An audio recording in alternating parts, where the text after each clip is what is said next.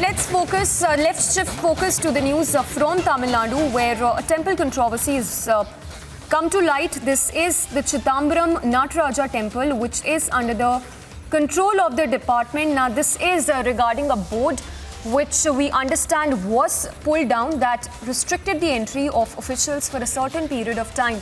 We're given to understand that the temple trust has resisted the move to pull down this board. This is the Chidambaram Natarajar temple of Tamil Nadu, which is making headlines these days. This as a temple trust resisted pull down of the board, and this seems to be a fresh flashpoint between the temple authorities and the Tamil Nadu government.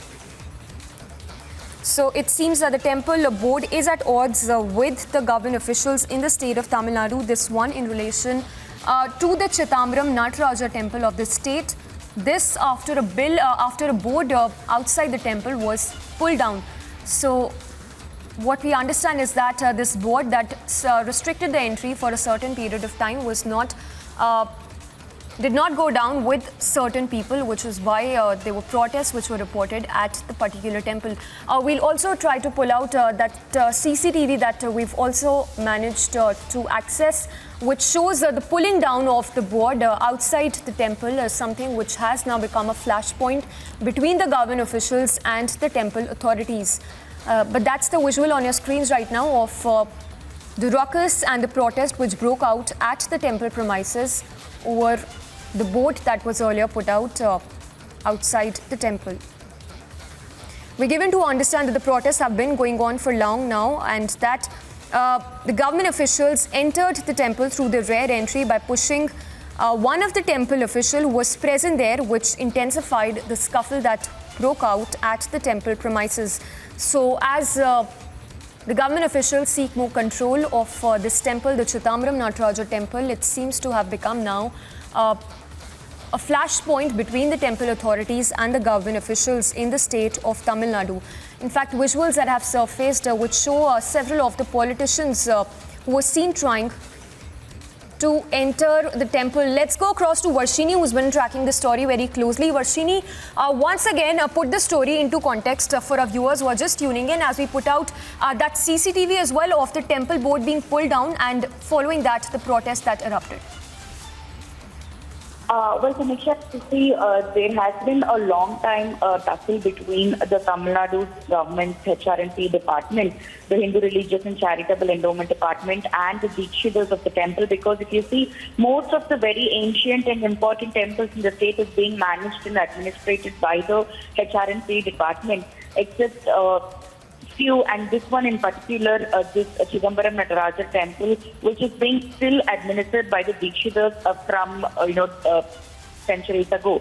Therefore, there has been a long ongoing tussle, and recently, if you see, due to a temple festival, they had announced that the Kanagasabai will be shut for 4 days, and that is where the issue started, and that is why this protest also took place, and the HR&CE officials also secretly through the rear entry went inside, and now it's blown all out of proportion, Samiksha.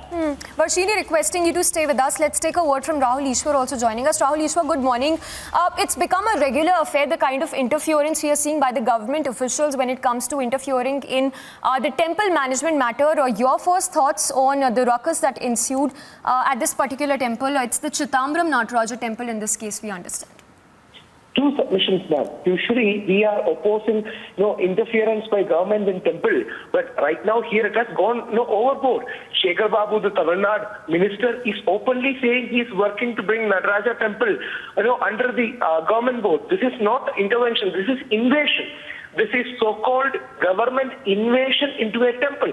Can you even imagine anybody saying, I am working to, trying to bring a church under the government control, I am trying to bring a mosque under government control.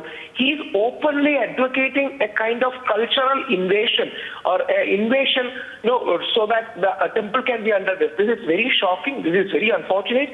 Our national media and nation should take note of it. As a temple activist, our submissions are simple. Government has a role in governmental affairs. Temple or church or mosque has a role in spiritual affairs. Why government should be intervening and interfering with the temple matters? See, just like our Christian and Muslim brothers have right over their own church and mosque, why can't we Hindus have right over our own temples? Isn't that so simple? And Britishers have left us and we have this Azadi Ka Amritkal. But the system Britishers created 200 years back, temples are still under it. We need independence, we need liberation, we need freedom of temples from government, from any government for that matter. Because at the end of the day, it's a religious and spiritual institution. Yes. What has the so-called secular government got to do with it? So Rahul Isha, what do you think should be the next course of action when it comes to, ensuring that the temple remains as is just a place to go and worship and offer prayers? Thank you, national media, especially the public, for taking this up. I hope Honorable Supreme Court takes note of it and people all over India takes note of it. This is very unfortunate. This is condemnable. They have even removed Dikshithars, who are the spiritual custodians, from the board. This is purposeful provocation. They are trying to invade a spiritual space and, make it according to their political whims and fancy. And we all know these people don't even believe in God. They are openly atheist, but they want to, bring the temple under their control, and he's openly saying to. He's saying it open audacity. This is what Britishers did back in 1812, because they didn't want Hindus to consolidate under the temples. They invaded all these temples and brought it under that then Devasam board. It was done by Macaulay in 1812. It was a clever move to subjugate and undermine the temples. This is very unfortunate. We should seriously debate it. I hope Honorable Supreme Court will take note of it, and people, nationwide believers, beyond any religion, will support the Dikshithars and support the temple, because at the end of the day, it's a place for God. It is not a place for politicians. It's a place of deity and devotee, and it should not be invaded by the politicians.